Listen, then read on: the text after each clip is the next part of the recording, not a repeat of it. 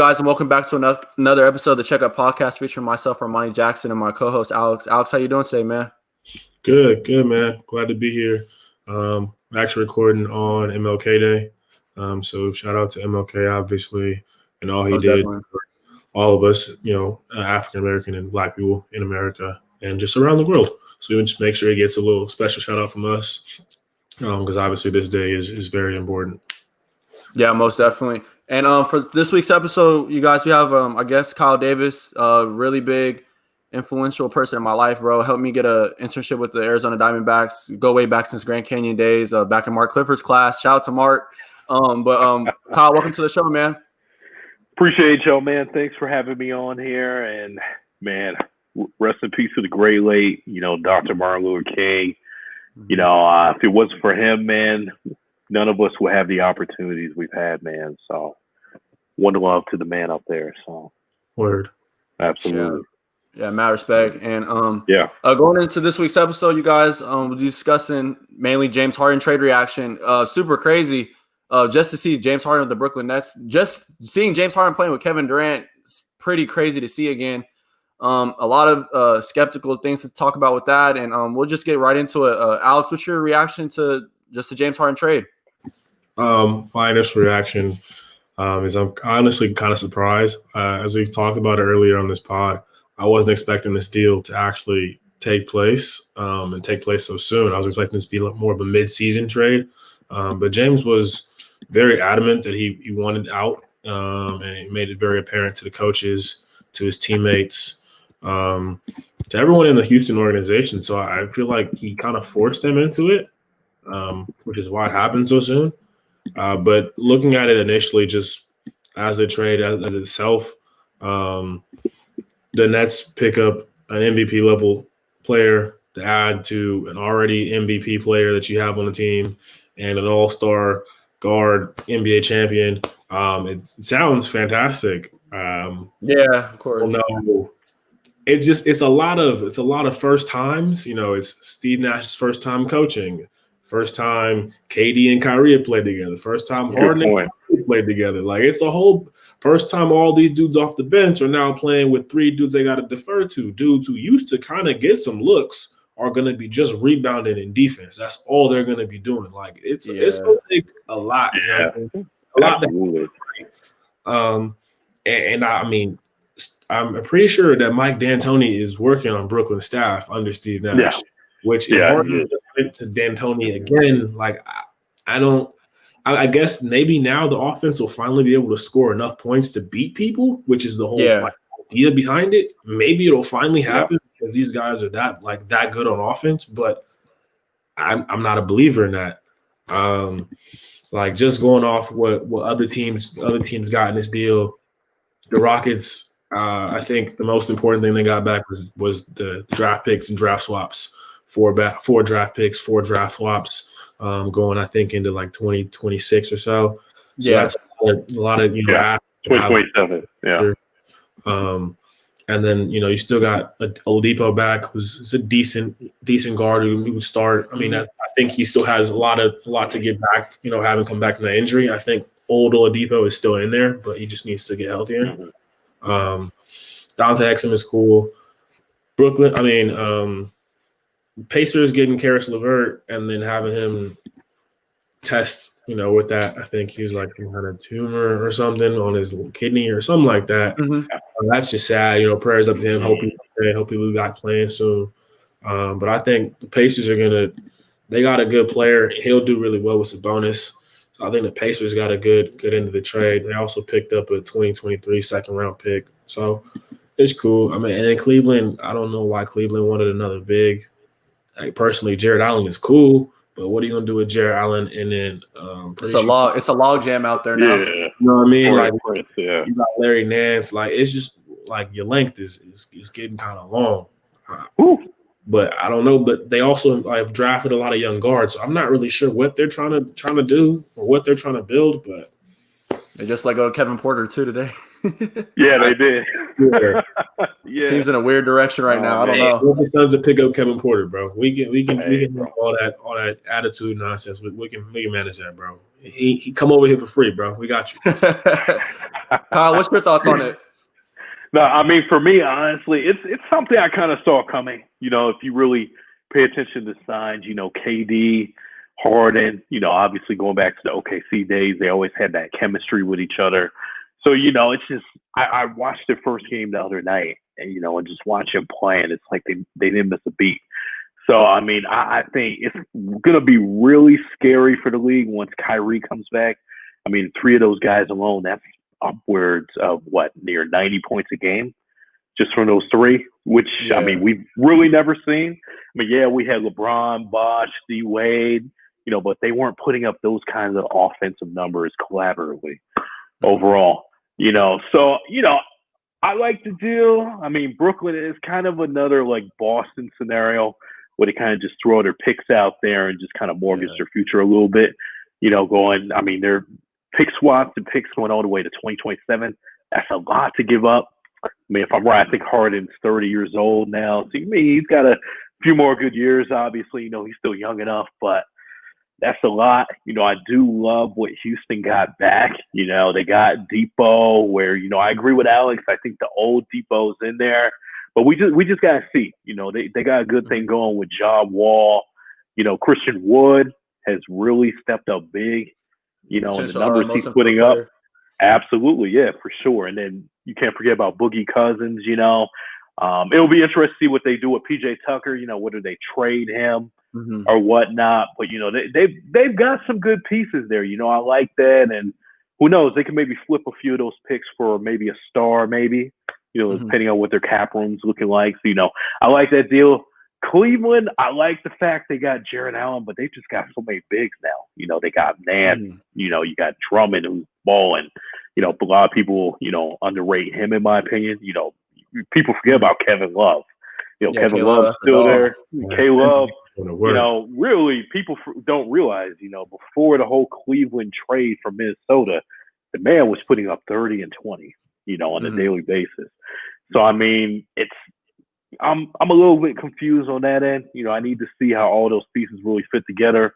Jared Allen's a young stud, man. He's still young enough, but he just needs play time, in my opinion. He should be starting somewhere. So we'll see. Indiana, they did all right. I do like, the Karis LeVert pickup. But, obviously with his growth in his kidney, he's probably going to miss, obviously the rest of this year and probably some of next season as well. So, it'll be interesting to see how that fits. They've got some young studs stepping up, Turner stepping up, Sabonis, is balling out. He's got some more games with his pops. So, it'll be interesting to see how it turns out. But in my opinion, the biggest winner, both now and in the future right now, because they really didn't lose a whole bunch, on the surface thing on paper. Houston, yeah, you lose James Harden, but you lose the headache, but you also get Depot, who could come in now. He's a year removed from being an all-star, and then you got some picks for your future. So, it'll be interesting to see how it works out for all 3 teams. Obviously, the Nets are a winner, but we just got to wait and see. Kyrie's got to come back, and, there's a lot of ball-dominant players on that team. So, it'll be interesting to see how this whole thing turns out. But, I'm just interested to see how the league ends up this year. I know a lot of people are saying, oh, the Nets are going to go all the way. But, there's so many young teams up and coming that are ready now. So, we just got to wait and see overall. Yeah, and that was the thing that I saw too, because my main concern now with Brooklyn is like, okay, you gave up Karis LeVert, you gave up Jared Allen, all these guys. So it's like, what's going to happen when Kyrie comes back? Right. And the thing about Brooklyn, they're already looking good without Kyrie there. I mean, James Harden, his opening debut, he had a triple-double. And let's not forget, Kevin Durant had a quiet 40-point game. Yeah. So right. Those two are already scoring 70 points plus Harden's assist, playmaking ability. Like, that's already 100 points already there. But they played against Milwaukee today, and I was looking at their game, and that was probably like their biggest test already to start like his debut season and whatever with Brooklyn now. And they were actually, I mean, they're figuring it out. And that's the thing that I feel like would be most important. Is James Harden going to be able to fit with Kevin Durant? We already know, we've seen that. We witnessed it in OKC. They've been to the finals. They've been on a run before. But the main concern is, okay, Kyrie's going to come back. How is the offense going to work? The interior inside. I mean, the only center they have now is DeAndre Jordan. And no disrespect to DeAndre Jordan, but he's not going to be able to anchor it like Jared Allen used to. You know what I'm saying? So you have like a kind of a big concern there. And then I look at their bench too with no Karis LeVert now. It's like, okay, who's the next guy coming up? So I'm seeing guys like Jeff Green, Shamet, Joe Harris. You're going to have to expect these guys to just produce massive minutes and be the playmaker for you off the bench or whatever. And not even off the bench, but while they're in the rotation, because this is going to be a tight, limited rotation. Now, like the rotation right now is only like the starting 5 and then probably like 2 other guys. They have Bruce Brown. Yeah. And then I believe they have Cabarro. And then they also have, like I said, Shamet. So they're going to have to depend on these guys to produce some stuff. And then hopefully looking at the buyout market or maybe even in free agency, they'll try to pick up a backup center. Give them some, just a little bit of logjam minutes that could just alleviate that problem with just having DeAndre Jordan just on the court for that many minutes of the game.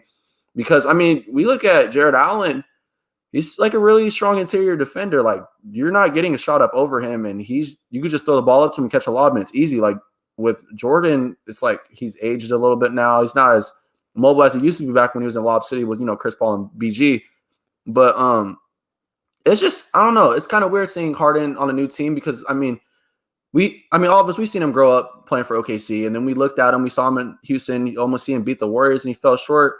But at the same time, like, it's kind of cool to see this new team. And a couple analysts, like, Shaq and Chuck, they were saying they were like, this is probably the best big three we've seen on paper as a scorer group. Kyrie, James Harden, Kevin Durant. And they're talking about, okay, who's going to make the most sacrifice? But if Harden can work well off the ball, as he always has shown he can do prior to his days, in Houston with OKC. And then I think Kevin Durant's still going to be scoring good numbers. Kevin Durant, regardless, and no matter situation, position he's in, he's going to get buckets. You know what I'm saying? He's going to score 25 points plus no matter what. So the main concern and idea is, I think, what's Kyrie going to do? And it's not really a fear, but it's more so of like, is he going to pout? But I feel like, too, Brooklyn made this move happen as insurance, that just in case Kyrie freaks out or wants to retire or just goes AWOL like he just did, no disrespect or nothing, but like he just left, we have Harden, we're going to ride the ship no matter what. So I feel like even without Kyrie, this team could potentially get to the conference finals and possibly get to the finals. I don't know if they could be like, a top contender like the Lakers, but already this team's looking pretty good just to even start the season, or start like just this new form of the season, Yeah, I think it's really it's kind of important to note that these guys, people always get the notion that they don't play on the same team, but dude, these dudes all hoop together in the summer, like Rico, like Miami hoop runs, like they be in the same gyms, like they be running on the same squads, like so. I'm not surprised. I wouldn't be surprised if Kyrie, Harden, and KD have pretty good chemistry as far as the first 3 quarters of basketball. Now, the fourth quarter, I don't know. In the last 5 minutes, I don't know. But I'm sure they'll be fine going through most of the game, and they'll kind of figure that out. As I was listening to Kyle talk earlier, it made me think about, what Cleveland actually was trying to do in that trade. And I'm thinking if they got Jared Allen and Taurean Prince, and all they had to give up was Dante Exum and a 2024 second-round pick, like, Jared Allen on the trade block. Like, I'm about to flip him. That's what I'm thinking already. Like, you basically exactly. Either him or Drummond, yeah. You can flip one of those like easy, bro. Like, yeah. And I think that's where they need to go. But I think the Nets are going to be a fun team to watch, though, man. It's just going to be fun. Like, whether it's a bust or it's the greatest team of all time, it's going to be fun because it's going one way or the other. Like, it's going to be a bust or it's going to be the greatest. Like, now, what teams do you guys see like as I mean, we know the teams that are like up there in the East, but like Kyle, what teams do you see like as competitors for them right now? I'm gonna be honest. I'm gonna take all bias aside because I am a Celtics fan, so I'm gonna put that out there right now. I know. Yeah, I respect being a Laker fan. I would throw a team like Boston in there. I do think their biggest weakness right now is they don't have a bona fide big man, to really guard the hole, get the rebounds and all that. So that's a weakness. most of all, they just gotta get everybody healthy. It's been such a weird season with COVID. Mm-hmm. They came out the gates hot, and they just obviously got blown up by the Knicks, yesterday. But I think there'll be a team. But that's night to night thing, yeah. So yeah, you can't. I'm not as high on them anymore, but you can't count out Milwaukee. They always seem to hang around.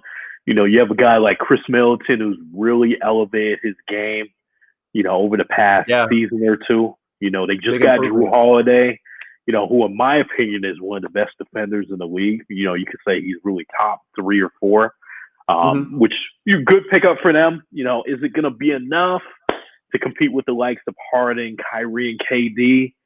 I don't know. We just got to see. But honestly, I got to see Giannis just be more consistent. And I really believe, similar to a guy in Ben Simmons, if he develops more of a consistent mid-range shot, doesn't have to be 3-pointers. If he develops that nice mid-range, I think his game will go from here to up here, near unstoppable. And then speaking of Ben Simmons, you can't cut out Philly. They have some young pieces there, with Ben and B, Tobias Harris has really turned up this year finally. I've been telling people since he was with the Clippers. Before that, this dude's a stud. And now you're really starting to see his game, just elevate. I really found it weird, not just being a Boston fan, but just overall, I love Big Al Horford. But that was kind of a weird move for me. The fact they picked him up last year. He didn't really fit their system at all. And, the contract they obviously gave him. But I think with him being gone now, that really opens up the floor. You have Embiid who could stretch the floor, Harris. Ben Simmons tries to shoot threes. I don't necessarily think he needs to. I think he could easily be one of the best playmakers in the game overall. So I would say those 3 teams are their biggest competitors. You have some younger teams like Chicago and whatnot who are on the rise, but they're just not there yet. They're just players away in the coaching they systems. Do. Exactly. So I mean, overall, it's going to be interesting. I do think the East is a lot better than it's been in the past because, if you think back, 3-4 years ago, the East was pretty much the laughing stock of the league. It was, and there was really no one else but the top 3-4 teams. But I think now, there's some teams, you can't forget Indiana. They're in there. Sabonis is a baller. He is. Him and Miles Turner. And you have a guy like Ogden, who's really, in my opinion, he's up there for most improved as well. I know. They would have a chance. Bogdan's a hooper, yeah. Mm-hmm. Absolutely. And then, I have a sleeper, Atlanta. If they could really figure stuff out, and figure out their core, I think that's the team of the future. Do I think they're ready now? No, but that's a team I will keep my eyes on as well. Trae Young. We got to see if they keep a guy like John Collins, who I think is a stud, maybe a future all-star here and there, depending on circumstances. But we'll see, But, really for me, my biggest 3 competitors, Boston, Philly, Milwaukee, those are really the 3 teams that I think are best built to kind of compete with them. Now, all bias aside, do I think they can dethrone them? I don't know. Of course, we got to see Kyrie come back. To your guys' points earlier, are there going to be enough shots going around? Who's going to be that guy where they go from being the alpha dog number 1 to number 3? In my opinion, I think it might be somebody like Kyrie. He's got that playmaking skill to where I feel like Harden and KD, they can always get their shot, really, all 3 of them. But I think those 2 might be more the guys right now, but really on any night, any 3 of them could light it up.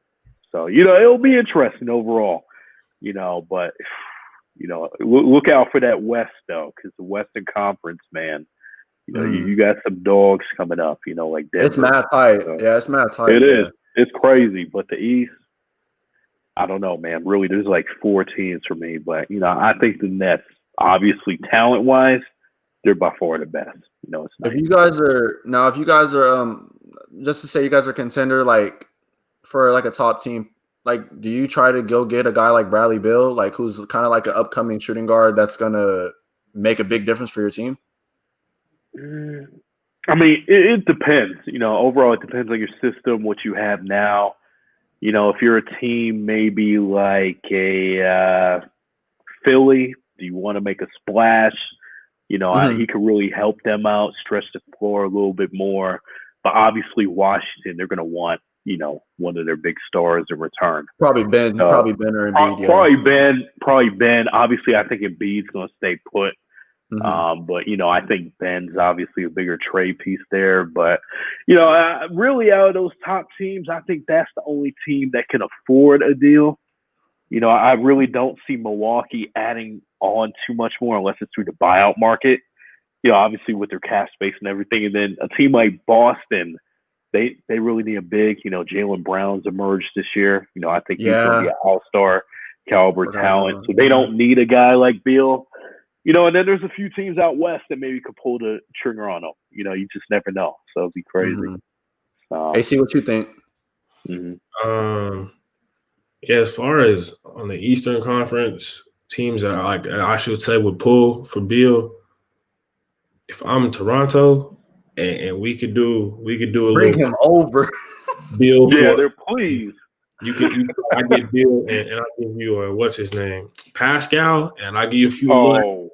I'm dipping Pascal. Bring him over. Toronto could use him. Other team that could use him. Honestly, if it was me, if I was Miami, I'd consider it. Like, no disrespect. I've seen some from the young dudes, you know what I'm saying? With what's the dude's name? What are the dudes' names, bro? Hero and T-Hero Duncan? T-Hero and either one of them, bro, they can have one of them, bro. I'm trading them. So, like, then I'll trade somebody else off the bench. I think teams that could really like use his talent are like kind of more in the West. Like, could you imagine the De'Aaron Fox, Bradley Beal backcourt? That would be cold. Ship off. That would be cold. You get rid of who is their draft? Buddy Hield and you throw in Marvin Halliburton. Tyrese Halliburton. I want to hold on to Halliburton, but it depends. You know what I'm saying? You might have to throw him away. But for Bradley Beal, I might dish that because it's the West. You have to have at least a two-headed monster to get in the playoffs. You have to, bro. Yeah. I don't think they're going to find one through this year, so that's probably why they're not going to make playoffs again. If I'm San Antonio, you can take DeMar, and you can take a few picks, and I might even give you, I don't know, Jakob Poeltl. That roster anymore, bro. That's the Spurs team is so weird. Yeah, that roster is changing. Yeah, I mean, you give a LaMarcus, Jakob Poeltl, you give a any Patty. I don't care. You Brad Beal, you would do it, bro. Because actually, I feel like Brad Beal would actually listen to Pop, bro, and I don't feel like listens. Like DeMar just goes out there and does what DeMar does, and all the day at this point. So I think they for sure could improve from having. As far as a question that was the top, threats to the Nets in the East, I think the Pacers are a legitimate threat. If LeVert is back by the time that the playoffs are coming around, which I'm not really sure. If he is, that's a legitimate threat right there because they got enough size in the post to defend.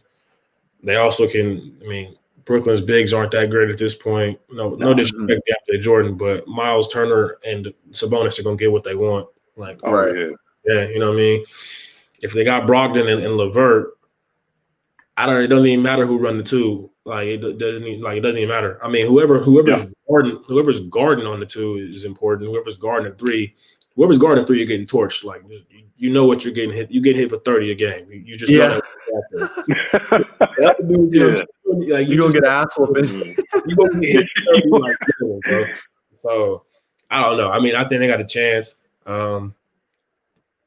If Miami is more than that hot flash in the pan they were last year, if what they showed last year is who they actually are and not who they just happen to be, then they got a chance. I'm not really sure I'm a believer in them anymore. Like they have my attention, through the playoffs. Yeah, I understand. But through these first few games, I'm like, okay, y'all got the same people, the same coach. What happened? Why y'all not picking up where you left off? They're not performing well enough. Yeah, exactly. It's a long season, so I can see them still posing the threat. You know what I mean? Because they can score, and for the most part, they're all active defenders on the floor. Like everybody that's on the floor is active. I mean, losing Jay Crowder is a big deal for the bench, but their players are all, lengthy without being weird and can move the feet and are effort players. So I feel like they could be a hassle to deal with on defense in the playoffs. You know what I'm saying? Because they're all just young and just will run. And then Milwaukee, because I'm only mentioning Milwaukee because they added Drew Holiday. Because other than that, I don't really think the team is improving that much. I didn't believe in it that much last year. I don't really believe in Giannis in the playoffs. I don't really believe Middleton either. So I'm putting the stock into Drew Holiday to make the difference. Mm-hmm. And they'll actually be able to, reach that Eastern Conference Finals and face the Nets and do their business, because those guys on the Bucks, like their key players have been in the league for a minute and they all hungry for that ring. And I'm hoping that by the time they get to that Eastern Conference, like just that hunger is going to take them over the top because they need it. Yeah, that's true. And it's a good point. With Giannis, he's gonna probably most likely have to guard KD. Middleton's gonna probably guard Harden, or you put Drew on Harden. I'll put Middleton on Kyrie. I don't know. It just depends. Yeah, it's kind of iffy. It's gonna be a 3-on-3 matchup basically if you think about it. Because I mean, Brook Lopez ain't gonna do nothing, bro. Come on now, besides shoot threes and stretch out the floor. Everything else is spelled out from 4 and 5 in the bench. The main battle is the 3, the 1, 2, and the 3 guard, the guards, and then the small forward. I just want to see the toll it's going to take on Kevin Durant being there now with no interior help. He's going to basically be guarding top swingmen every game. Yeah. Jaylen Brown, Jason Tatum, Brad Bill. Yeah. You keep going down the list. Yeah, you keep going down these lists, bro. When Karras is healthy, Karras. In the West, you got LeBron, AD. Yeah, so it's going to be interesting to see the wear and tear it's going to take on him. But at the same time, you got what's his face, Jeff Green. He's a good Swiss Army knife. He's a vet, savvy vet, and he knows his spots, he knows his role. Yeah, and it's the only thing you got to really worry about. But I don't know. Hopefully, like I said, that team can dig in that free agent market and try to get a piece out of there so that they can hopefully make a bigger run. Because I don't know. I'm really questionable about the front court. I don't know why I am, but I'm just mainly in question about that because AD would kill them inside, bro. Literally, he doesn't even have to go stretch the floor. Inside, he would kill them. I don't know, no question. AD, Jokic. Yeah, you keep going. Leading the league in assists. It's kind of weird, but these big men in the West aren't playing around no more. So I mean, it'll be pretty interesting to see. I don't know. I'm not really a big believer in the whole Milwaukee thing, but at the same time, like Alex said, you got to kind of put that Drew Holiday credibility out there just because he is the top shooting guard as a defender, no question in my opinion. Like he kind of gives me like the T. Allen vibes for sure. And you guys know Tony Allen, he was a lock. He was tall, yes. Yeah, one of the best defenders I've seen, yes. Yeah, so I put them up there for that. And Boston, I don't know. Trying to find a center for that team is going to be kind of iffy and hard now, being so late in the season. But I don't know. I don't see Danny Ainge really trying to make a move to get somebody big. No. But at the same time, though, hoping for Jaylen Brown's like big improvement that we've seen so far, and then Jason Tatum's shot making ability. So if you could dote on that, that'll be good. And then when Kemba comes back and fully healthy, I feel like he'll be able to provide at least 17 to 23 points a game, and that will weigh out every problem that they have inside. But it's just crucial inside, though, because I don't know. Tristan Thompson ain't the same, bro. I'm sorry. And he's good. Don't get me wrong. He'll do your work. But at the same time, though, you got to worry about like those pick and rolls, those DHOs, like the dribble handoffs and stuff like that. Like, do you roll straight to the basket and go get a bucket? Like Tristan Thompson's not really savvy like that anymore. So I don't know. It's like it's a big question mark. But I feel like there's just not that much pressure towards more so LA, but all these teams are just trying to compete with the contenders now. If you notice it, like Los Angeles Lakers, they got the Clippers, they got the Warriors, all these teams, you know what I'm saying? Denver Nuggets, Portland Trailblazers, Dallas Mavericks, all these teams that are just trying to compete. Phoenix is up there now too. Thank God Phoenix is a good team now. I'm so happy to see it. But and then I mean, now we look at Brooklyn, Milwaukee, Boston, Miami, all the teams that we got to wear, Indiana. And so, I mean, everybody's just trying to get better. And that's the joy I think about the NBA now. Because, I mean, we saw 2015 on down, we saw the Warriors just running through the league every year. And it's just like, damn, like, are we going to see, any improvement in the league? Are we going to see anybody get better? But it looks now like teams are like, oh, no, we have to try to compete. And if we don't, we're going to lose out on money. Because you don't want to get kicked out or be a lottery team for the rest of your career, But it's just an interesting question to think about. But at the same time, it's just fun being a basketball fan as a whole because you get to see top matchups every night now. Like I said, seeing James Harden potentially teaming up with Kyrie as well, that's going to be dope. And even with KD now, like that's just a movie entertainment as in itself, So it's just a lot of excitement to see out of it. I don't know what you guys think, but it just seems like the league's getting better for sure. Looking at with Houston, like for the future wise, I mean, like, they lose they lose James Harden, but like looking forward, like, do you still see like, hope in the future for them to compete? Not obviously for a championship right now, but like with Christian Wood and John Wall, like, how do you guys like that team still? I mean, I know for me, I can see them being competitive, obviously having all those picks, it gives you a little bit more flexibility to make some moves here and there, whether you need like a late season trade deadline pickup, you just throw a pick out there, or who knows, maybe the off season, you want to go big for somebody. So, I think, they've got some pieces there, obviously it's nice to see John Wall back and being himself for the most part, Boogie, I've always been a big fan of his, so I'm hoping he's able to really bounce back because, man, that dude was near a max player, when he was in New Orleans, before he got hurt.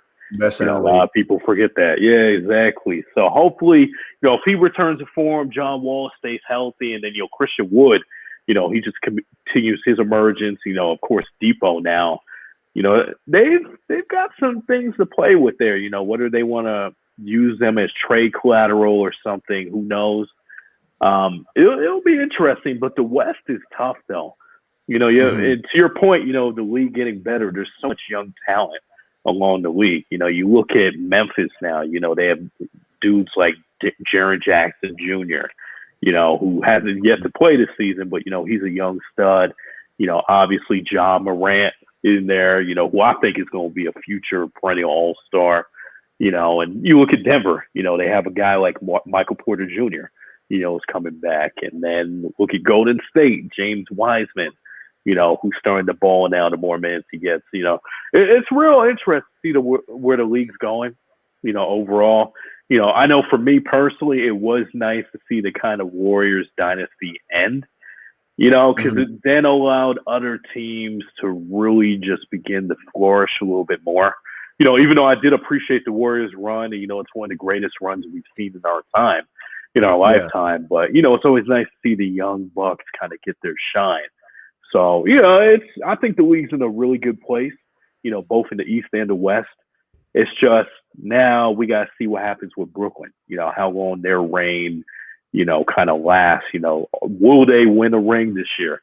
Because I think personally, with a move like Harden, assuming they keep Kyrie, it's either win or bust. You can't make a move. It's like a 2-year window. It literally is. And you really got to win now, if they're them. So, it'll be interesting to see how it goes. But I know me being a basketball fan, man, I'm excited. The league's in a great place, young talent.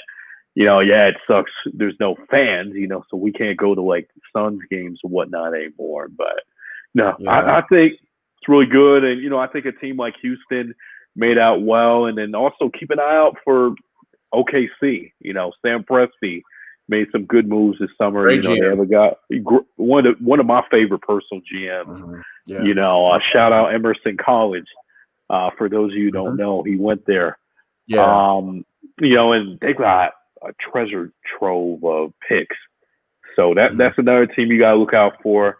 You have a guy like Shy, who's balling right now. Yep, Shy. Mm-hmm. That's my guy right there. So, we'll see. We just need this whole COVID thing to really even out and really all these games stop getting postponed, man, and so all this young talent can really get their shine. So it's exciting, man. So I think Houston's going to be all right, personally. Mm-hmm. What you think, Alex? I kind of agree. In my opinion, Houston is, as constructed, is probably the biggest if team in the league right now. Yeah. If John Wall stays healthy and returns to proper his what we know him as. If DeMarcus Cousins can stay healthy and show us what he used to be, if Victor Oladipo can stay healthy and show us what he used to be, then if we get all those ifs, I think they could be a playoff team. But it's a lot of ifs, and if those ifs, a lot of questions, bro. There's a lot of question marks. That's a lot of question marks, especially because the West is tight. So your question marks have to be answered pretty quick. You can't wait till the end of the season to figure it out. So I'm not sure if I see them making the playoffs this year. The West is just congested. It's just congested. It's too tight. It's way too tight. Way too tight. If it stays this way for a number of years, they might have to move to the top 16 teams because it's just it's getting wild, bro. It's getting wild. Yeah. But no, Houston is doing what they should do when you have a major star player that has to depart, or you're trading. You get assets for the future. Build the future. Obviously, they still have some all-star level players. They're not too worried. Houston is definitely a marketable place to come play. There's definitely enough things to keep you entertained. Obviously, James Harden was pretty entertained while he was in Houston. Yeah, from strip clubs. Yeah. So I think they'll be okay. I think that they'll probably end up with unless they've traded this year's draft pick, which they might have because they made massive trades to get Chris Paul and Russell Westbrook. So they don't have this year's first round draft pick. But if they did, I'm guessing that draft pick would be pretty high. And so that could be a positive for them. I could see them being a playoff team again in the next year or two. I don't think they fall off that far. They're not. They didn't get dug out. So they'll be okay. What was the rest of the question? I kind of forgot. No, that was really it. It's just about trusting the team, and just looking back though, like on all of it, Silas is kind of the worst. I feel like out of the situation, like going in as a new coach, actually African American coach, got a shot, got an opportunity finally. The dude can coach, but he kind of had his hands tied from the jump. I mean, Russell Westbrook wanted to leave. Harden was unpleasant and wanted to leave, and then the star player that is built for this team and your offensive sets and it's built around him, and he's not even reporting to training camp or for openers in preseason. So it's like, what do you do? So his hands were kind of tied, and then to start the season, John Wall wasn't there, Boog wasn't there, EG I don't think was there. Yeah. Well, EG I think was there, but some guys weren't even there because of the COVID protocol that they had to endure and experience. So it was kind of like a tough situation for him, but I feel like with all this Harden stuff out the way now, it's more so time to focus on the team that you have in your hand now. I mean, you still got Eric Gordon. Like I said, you got John Wall, Daniel House, PJ Tucker. If you want to trade him, you can trade him. You could still get cap off of a couple guys on that team. Daniel House, Ben McLemore, those guys, and then Christian Wood's emergence. We talked about that already, and then Boog. So I mean, the team will be good. So I think the main thing now is just allowing Stephen Silas to fully coach his team. And if he's able to show he's a good coach, I mean, I feel like they'll have a good run. I feel like when the Rockets saw the team went downhill. And no disrespect to Fertilla or whatever, but it just seems like the energy and motion of how the team went about changed. You could kind of tell they didn't want to bring back D'Antoni. You could see that in the bubble. Yeah. It just seemed like this was D'Antoni's last shot. And when they lost to the Lakers, it was like, all right, you're out of here, bro. No question. And they knew it was time for him to go. So it was kind of a sad thing to see, but at the same time, it was kind of like the end of an era for Houston. If you think about it, I mean, We saw them go up against the Warriors, and you guys know, I'm not gonna lie, bro. I was rooting for them to beat KD, Steph, and Clay, bro. Like I wanted to, and Draymond, bro. Man, I wanted to see it happen. Bro, made them threes. Yeah. Didn't miss 27 of them, bro. I promise. That we possibly could have seen a Cleveland-Houston matchup, and you never know who would have won that one. But I mean, like it sucks because like they were close. And I mean, Chris Paul got hurt, he got injured and stuff too. So it kind of crippled out that situation too. But it's just crazy. James Harden played with a lot of good people that we might not see here and say they're great to this day. But Russell Westbrook, Chris Paul, Dwight Howard. He had Dwight Howard. He just had a bunch of people that he played with. You guys remember Amir Osik when he was good? Amir Osik, guys like that. Bro, he had a team. Josh Smith. He had teams. Oh, yeah. And this is back when they had Kevin McHale as coach. And Celtic great. But it's just crazy, bro. Like to see like it's over. And like looking back now, like you look at Houston's legacy, you kind of put that Houston team up there as top in our decade that we've witnessed and experienced. Growing up in our teenagers, going up into our 20s. Like this is one of the top teams that we've seen too. They weren't that far behind from Golden State. Yeah, Golden State was the elite team. They had Kevin Durant, and then we had LeBron James over in Cleveland with Kyrie and K Love. But like Harden was writing his own narrative and story over there in Houston. I mean, I don't know. D'Antoni expanded his game to a point where he was averaging 30 every night. So 30 plus, actually, damn near 40 points. Yeah. So it teaches a lot of testament to like a player-coach relationship. But at the same time, though, it's just, I don't know. It's going to be weird seeing him not there. But, I mean, he made a business decision that he felt was best for himself. And I know Alex talked about that in our episode 3. We talked about everything's a business decision now. What's the best move? What can put me in the best position to succeed? And what's the best position to put me in a championship, Good point. Yeah. It's like, at the end of the day, you know what I mean? Like, loyalty is a two-way street. You know what I'm saying? Everything is what it is. But like, I remember a quote, you know what I'm saying, that like people are only as loyal as their last meal. You know what I'm saying? As long as you keep feeding them, they still right with you. You don't put that hand out to feed them again, tables turn. You know what I mean? And I just feel like the players in the league are just understanding more and more that these teams are a business. You may play for them, but you and them are a separate entity. You are not the same. Yeah. They don't, you know what I'm saying? We're not equal in this per se. So I mean, you see like star players are just now getting say in which players should be traded or who we should go after. You're seeing that more and more around the league now. Usually it was just the major stars. Now it's like every dude who's that guy on his team gets that kind of say. And so I think that's great. But I don't know. I still don't. That's the one part I don't like about the Harden trade is that I didn't expect him to end up in Brooklyn, and I don't like that Harden is going back to a D'Antoni system. Like I just feel like literally he is. Yeah, like we've reached a peak in James Harden's game in that system. He spent years culminating. Like I want to know, like, can you do more if someone puts you in a different system? Could you be a better, but a different player, different system? Like, I'm like, I don't know. Like, I really wanted to see, like, because obviously he played really well in D'Antoni's system, but D'Antoni's system was just him set up where it was just James and the four of the players that had on the court, and you just ran up and down running laps like he was in practice, and you grabbed the rebound, passed it back. Yeah. If you wanted a bucket when you was playing with James in the early years, you had to get a rebound and keep it. Like that was the only way. Like that was literally the only way. You better hope you're Chris Paul. Man. Exactly. And now you want to have that same dude who ran that same system with that same guy with a rookie head coach who I'm pretty sure they don't really like respect like that. Steve Nash, yeah. And you want them to then share the ball. Like some of it just doesn't make sense. Like what system are they gonna run? Like what offense do you run? Are you gonna run like a 1-2-3? Like you get the first shot, I get the second, I get the third, and we keep going to that back order? Because how are you gonna determine like if you do 120 shots a night? like, is anybody else going to shoot? Who's not getting 20? No. Because Kyrie's not taking less than 20.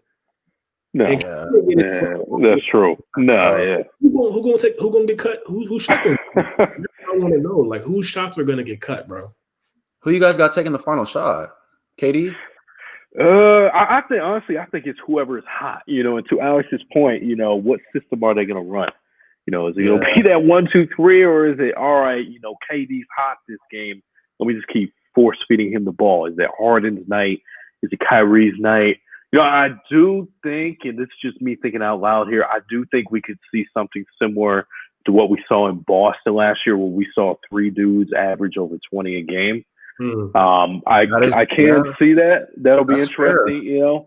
It'll be more of an efficiency game. It'll be more of an efficiency game than a high-scoring offense. It'll be just all efficiency, and that's the league now.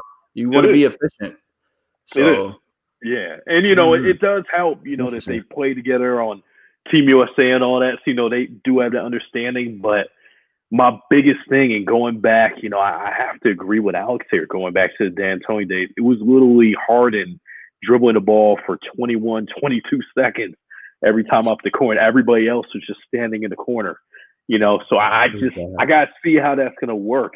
Is Kyrie going to be okay with that? Because we saw him with LeBron. And to me, LeBron is one of the most unselfish superstars we've seen in NBA history. You put him up there with, Magic Johnson, the great, underappreciated, in my opinion, Oscar Robertson. And, my thing is, who is going to take that step back? Are they going to be as generous as somebody like a Chris Bosh, who just gave up averaging almost, 25, 26 a game, getting over 10, 11 boards, or even the Kevin Love, who was putting up 30 and 20 almost every single night. So it's going to be interesting. But honestly, the way I see their system made up, Steve Nash is a coach, but I mean, he's just a D'Antoni protege. It's literally going to be that same, quick offense, run and gun up and down the court. But for some reason, I just feel like Harden and KD are going to be the ones, and I could see Kyrie having an increase in assist numbers. It depends on how the game's going. But Harden's a playmaker too, though. He is. But when you have that caliber talent, he hasn't played with that kind of star power yet. Yeah, he had Chris Paul, Dwight, and all of them, but none of those guys are very demanding with the ball. Chris Paul, very unselfish. Dwight, he's going to get his boards, but then, you're going to feel him at the point. He played with KD and Russ in OKC, but none of them were really established stars yet, except you can make an argument for KD and Russ. But we were just about to, with that team in OKC, looking back at that team, we were seeing the spurt and growth of Kevin Durant. Kevin Durant won against LeBron James young, and they lost. I mean, but at the same time, though, KD wasn't eclipsed to, that I'm Kevin Durant who got 2 championships, 2 finals MVPs now, so we were seeing, because, I mean, Kevin Durant's always been able to score the ball, even from rookie year on up, bro. Like, even back at Texas high school, all that. Kevin Durant was a bucket. He's always been a bucket. He's always been able to score. That's never been the issue. That's never been the problem. So it's just going to be interesting to see what type of system is ran for this team. And, like, I feel like Harden can adapt because Harden's played off ball. And we're not sitting here trying to doubt the situation of the team. No. But I just, like I said, I keep just thinking, like, what's Kyrie going to feel about? Like, Harden's ball dominant. So he can play 1. He can play the 2. He can play the 3 if he wants to, but I mean, he's going to be playing the 1 or the 2. So, with Kyrie there, he's going to be – obviously, Kyrie's going to be listed as point guard, but Harden's – I mean, we saw with Chris Paul, Harden was point guard. We saw with Westbrook, he was point guard still. He was point guard. So, he, regardless, either way, he can still get a triple-double. So, it's just going to be interesting to see. And, I mean, everybody on that team or those top 3 guys, they're all closers.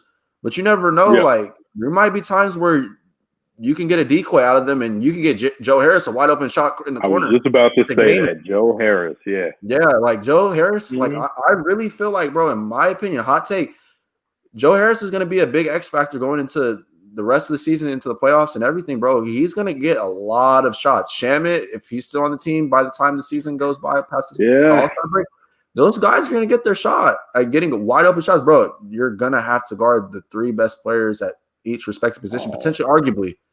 You know what I'm saying? So we're going to have to see how teams are going to play and adjust to that defense and how fast the offense goes. If that ball's moving, Joe Harris is going to be wide open. Boom, corner shot. Hit the 3. Or throw the lob up to DJ. Boom, easy. Like, it's going to be so much movement. And I feel like even looking at that opening game against the Magic, I mean, it was kind of like not mediocre, but I mean, it was the first game.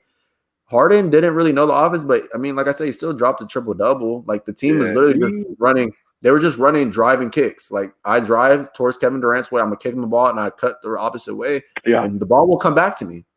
And if they run that DHO offense or that driving kick penetration, that will work. But like I said, it just depends what Kyrie does. And I really hope and pray he comes back because I really want to see it and witness and experience this, just for the sake of being a basketball fan as a whole. But it'll be interesting to see. And looking at Steve Nash, he did. I don't think there's really much pressure besides the fact of him having to figure it all out, even in his first year. It's kind of overwhelming for a first year coach to have to deal with all this stuff. But I mean, he was a player too. And not to say Nash, I mean, he played with Dirk, played with Amari Stoudemire, guys like that. Sean Marion, Roger Bell, Joe Johnson, all those guys, Roger Bell. He played with a lot of good guys that knew their role. And so I feel like if Nash can get these guys to buy into their role and get them all on the same page, it'll work out. It'll work out beautifully, bro. I promise, bro. Yeah, I agree with that. I think if I'm Steve Nash though, I got Kyrie running the 1, James the 2, and I got Kyrie handling the ball. Like, just to help manage egos. I've seen James off ball sometimes. I've only seen Kyrie off ball when he was playing with LeBron. That was the only person who would take the ball up the court every time, and that was because he had no choice. Like, and if we're just gonna make it through a long season and keep everybody happy and singing Kumbaya and keeping that team chemistry up, you gotta let him, you know what I'm saying, have the ball the majority of the time. Like, James Harden's assist numbers are probably gonna drop this year because he's probably not gonna have the ball as much. And when he gets the ball, he's gonna do what James does. He's gonna shoot the ball. So I mean, I think he's gonna have the points. I think his assist numbers are gonna dip just he's not gonna be moving the rock as much. My real concern with this team is depth, like bench. They still have they applied to get the cap some extra money to replace Spencer Dinwiddie. They're still waiting to get that approved. They are. Okay. Yeah, you told me about that. Like $9.1 million. They can get a nice player with that. So that I'm curious what they're gonna do that with. But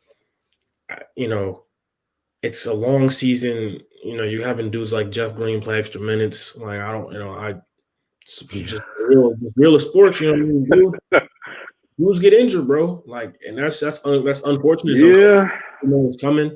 And like, my concern is like, if this team has an injury that's not on the starting team, from the bench, like it's starting to like they're through, bro. Like, because even if you have these dudes play, even if you have your stars play like 40, 38, 30, I don't know if they play that many minutes. Like, can they stop anybody? Like, I just don't know. Like, I think that they need that whoever they pick up on like with their picks or whoever they trade for, it's got to be clamps. Like they don't need any offensive input from anyone they pick up on this team at all. That's true. Like literally, who's a good player that has like zero offensive game at all? Bro, I know I can think of one, bro.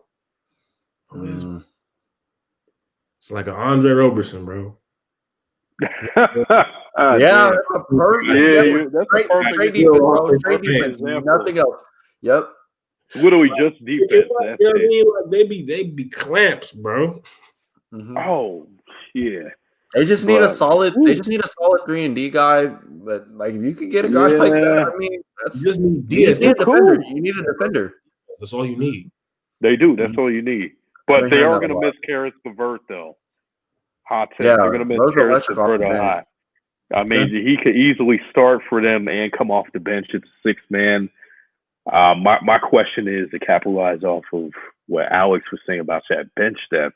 Who's going to be that guy that's going to step up and give them, 15 to 20 good minutes off the bench and just be hot? They don't have a Jamal Crawford anymore. who could just come off and be that microwave and just heat up instantly, instant offense. So, it'll be interesting. There's some free agents. Again, somebody who comes to mind like an IT. I don't know if he quite fits their system, in my opinion. I don't see it. He's really the only name free agency wise, maybe Jamal.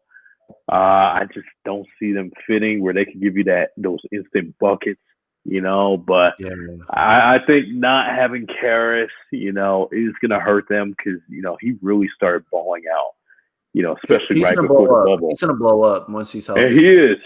And I really think they're going to look back and be like, damn, like we missed out on that. But I mean, anytime you have a chance to trade for a superstar like Harden, that's the easy thing. That's easy to relinquish talent like that. But I mean, the way he was able to come off the bench for him, that's what they're going to miss. That and the big man. I don't see, Jordan. I love my dude since the Clipper days, but I just don't see him being that electric guy he once was. He'll give you 1-2 blocks a game. He'll maybe give you 8-9 boards a game, but, not having that Jared Allen, could just come in and give you 25 good minutes solid, that's going to hurt. And then obviously Vert, and then Dinwiddie as well, who unfortunately has been hurt the past 2 seasons, freak injuries.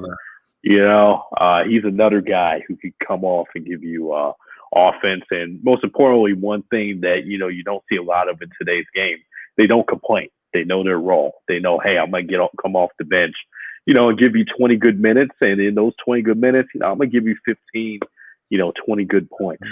So, we'll have to see who that next guy up is, or hopefully the buyout market. Yeah. Or hopefully the buyout market, because people can get bought out. Yeah. Oh, absolutely. I got a question. I'm not gonna lie. I just popped in my mind. Okay. Do you think that the James Harden trade to the Nets, was that actually a deal that was made because the Nets organization and players believe, the players who were involved in the decision believe that adding James Harden to that team with what they gave up will win them a championship, or did they do it because they have 2 stars and their stars wanted to play with their friend who they then believe they can win a championship with? Because I was sitting thinking like, okay, we're talking about guys like Kevin Love, Andre Drummond earlier.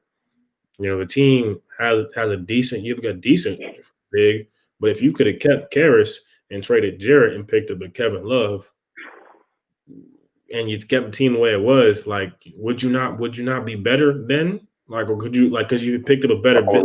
Yeah. I'm wondering, like, who, like, could the team have been better if they picked up somebody else? Like, did they think about that? Or was this kind of a thing like, look, we want to sell numbers, we want to sell tickets, get streams, and our players would love to play with them, and we'll just do it and just hope we go all in for it. Like, I'm sitting here thinking, like, do they actually believe that this team that they have, like, as constructed with what they have, do they believe that that's going to win? So I ask myself that sometimes about other teams. Like, does Philly really believe that they're going to win this year? Like, honestly, I mean, they probably do. I can tell you they won't, but maybe they do. But like, I just want to know, does Brooklyn actually believe in this? Because like no disrespect, this is greatness, but it also has it's kind of so fantasy vibe. It gives me kind of a gimmicky vibe, Like I really need to see if this is gonna work, Like, I don't know. It feels like they're just taking the whole super team thing on steroids. Like, they are even a team, just 3 dudes that eat up all the cap, and whoever else is just eating for scraps to just get a ring. Like, that's really how the teams be built. Yeah, I just feel like it's a win now mentality for sure, and I feel like the team believed that they can, win with Kyrie and KD, but that question keeps looming over my head. Like, where's Kyrie? What's Kyrie's state of mind? And I feel like that's been our concern for even when Kyrie was in Boston. Kyle, you can attest to that. We've talked about this back in Cliffy's class, bro. Yeah. I'm talking to bro. I walk in class. I'm like, hey, bro, what's up, Kyle? Hey, man, I don't know what's up, bro. Kyrie's tripping, bro. Like, it's been the problem. And I'm not saying it always will be the problem, but the dude's just different. And I'm not going to get into this notion about getting an immense personal faith, idealistic views, or his personal life. Because he's a man. I respect that. But at the same time, I feel like the Harden trade was an insurance protection. That if, like I said, if Kyrie is not all in on this team, you have a James Harden that can come in and he knows how to work with KD. They know that they like each other enough to play together. And just like we thought Harden would like to play with Russ, but at the same time, Harden knows how to play with KD. And KD is an interchangeable Swiss Army knife, bro. You can put him in any spot and dude will succeed. It's not that he's the problem. The problem has always been chemistry issues with the other star. And so sit there and say trading Jared Allen for Kevin Love, yeah, you could have did that. And that would have provided a great exponential value of space.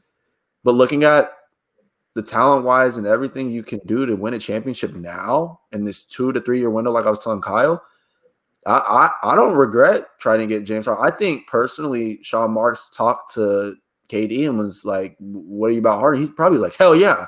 I mean, I would too. I don't think you guys would sit and say no, but to give up Karras for Harden, I mean, I'm not arguing about it. I mean, yeah, your bench is diminished drastically. And then with the injury of, Spencer Dinwiddie, which is a major blow, we talked about that in the first episode or the second episode, actually. But at the same time, you find great favor in getting the all-time perennial scorer like James Harden. Like, he's one of the best scorers we've seen in our growing up. So, I mean, I don't question it. I mean, what do you think, Kyle? To be honest, and kind of answering Alex's question here, and I kind of have a unique point of view, being that I worked in the front office of a sports team at Armani. You were there with me with the D-backs. I think this move was made for a few reasons, in no order, of course. I do think one is anytime you could attract a superstar or acquire one, like a James Harden, that's box office. They're in New York. In New York, it's one of the biggest markets in sports. You have to make that splash, to gain that appeal from not only the fans, but you think of all your sponsors and everybody like that. I mean, just imagine once the pandemic opens up a little bit and fans return, their ticket sales are going to be through the roof. So I think that's going to be something as well. That's the reason why they made it. Another one is, I mean, the more obvious reason, he and KD are pals. I'm not too sure about his relationship with Kyrie. It'll be interesting to see how they mesh together. Team USA, so it's more of an appeasing move, and to please your superstars, and because you think of in today's NBA, it's no longer so much of the organization drafts you, you stay on one team, and they kind of tell you, all right, you're going to play here for us. You need to just kind of stay in your place. Now the players have a voice. A player can literally just come out and say, you know what, I'm unhappy. I want to go here. And he really doesn't have to play. I mean, you're kind of seeing that now in the NFL with a guy like Deshaun Watson, who obviously the Texans are kind of wasting his talent away, but that's the type of power they have now. And it is the power of the player, and do I think they would have been better with somebody like a Kevin Love, especially scheme fit wise, running gun? Yes, because Kevin Love's somebody who could get that rebound and just throw that outlet pass, better than most big man I've ever seen. But at the same time, if you look at today's NBA and the way teams are built, it's offense first. Everybody wants that next shooter. I mean, you look at it's more of an outside in type of game now, and we kind of saw one Shaq and big men like that retired. That's over with, bro. Gone are the days of the big man getting it in the post and backing you down, hitting you with the dream shake like Elijah Wan and all of that. Those days are kind of phasing out, unfortunately. It's a beautiful time. But now everybody wants to be the next Steph Curry, where they're pulling up from the logo. I mean, the other night I was watching a game. I forget what game it was, but even LaMelo Ball was just crossing over between the legs, and he pulled up from the logo and swished it like it was easy. It was a routine shot. So, I do think, this will pay off. Again, there's a lot of what ifs. What's their bench going to do for them? Because, I mean, the NBA and basketball in general are the rare type of sport where you could have 1 and 2 superstars and go all the way. It's not like football where you need like 6, 7 solid guys, to really make it. You look at baseball, you don't need a solid pitcher, catcher, first baseman, all of that to really win games. If you get that one superstar or two, you're guaranteed to make a run. Now, if you add a third guy into that, like a Harden, who's electric as it is, the man's already won a few MVPs. They're pretty much a shoo-in to make it to the conference final, unless, obviously, God forbid, knock on wood, a major injury happens or, they just don't play well together. Because, again, we don't know Kyrie's mindset, and Armani, we used to talk about this all the time. Oh, it's bad. I never felt he was that great a fit in Boston because Boston's got a similar system to like a San Antonio. I love Brad Stevens. He's like that integral mind, like a Greg Popovich, where the ball needs to move around. It can't just sit in one place for 20, 24 seconds. So, this is just a unique team where D'Antoni style, one guy can literally sit there and just pound the ball, and everybody just sits in the corner.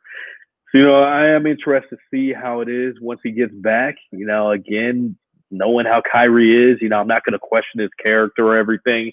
The man bought George Floyd's family a house, so mad respect. Commend him for that. But at the same time, he does make some questionable comments at times, and, the way he carries himself sometimes could be questionable, but that's not to take away. He's one of the best players I've ever seen.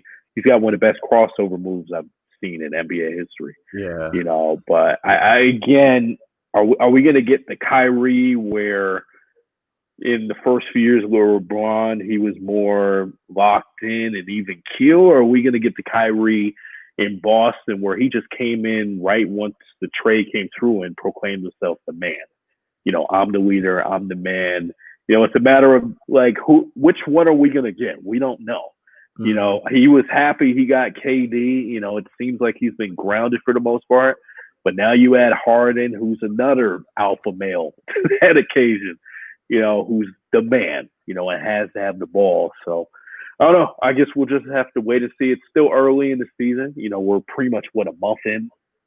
Yeah. So we have to see how it ends up, and I think it's they're in a very interesting place, man. But no, that move was definitely made for a multitude of reasons, So, we just got to see how it turns up and how all the pieces fit together. For sure. Right. Yeah. I feel that. Yeah. Wrapping up the episode. We just want to thank you, Kyle, again for coming on. Like I said, bro, I'm extremely grateful for you every day, man. You helped me get to where I'm at right now, bro. Helping me set up my platform at Alex and everything. Just your support as a whole, bro. It's been mad influential for me, bro. And I just always wish you the best and great blessings in your life and everything that you do, man. Appreciate that. Follow Instagram profile KD/15, and like I said, we'll be able to tag him on our posts and stuff. Alex, you want to wrap it up for us? Just want to thank Kyle again for joining the pod. Just keep doing you, man. Just keep making the path and just keep showing us, and showing African American males that you can make it in this industry. You know what I mean? And you just make it quick. Like you've been graduated 2 years now. Or man, crazy, yeah, crazy, it's crazy, yeah. Yeah. So just shout out to Kyle. Appreciate you. Thank you guys for listening. If you've gotten this far, this is I think this is our 4th episode now. We've covered a month of the NBA. We still have a lot to go. Hope you stay tuned. Keep listening. And if you enjoy the content, just tell people who you think would like to hear people talk about the NBA and want to hear some opinions. So yeah. And if I could get a quick word in, man, these two gentlemen right here, Alex, Armani, my boy Monty. I had the chance to obviously go to school with them at GCU. Really get a chance to work with you both. I'm proud of y'all. I know I'm not that much older than y'all, but just seeing the growth y'all have made since the day I met y'all. And the grind and path y'all are on. Remember eyes on the prize. You know, both of y'all have bright futures, and you know, keep representing, you know, not only African Americans but young people in general. You know, we're all part of that next generation that's gonna make it in this world. So, you know, kudos to y'all. Stay tuned into these two. You know, and if I could leave y'all with a quote, you know, I love quotes. You know, and since it's closing in on you know, the end of Dr. Martin Luther King's day.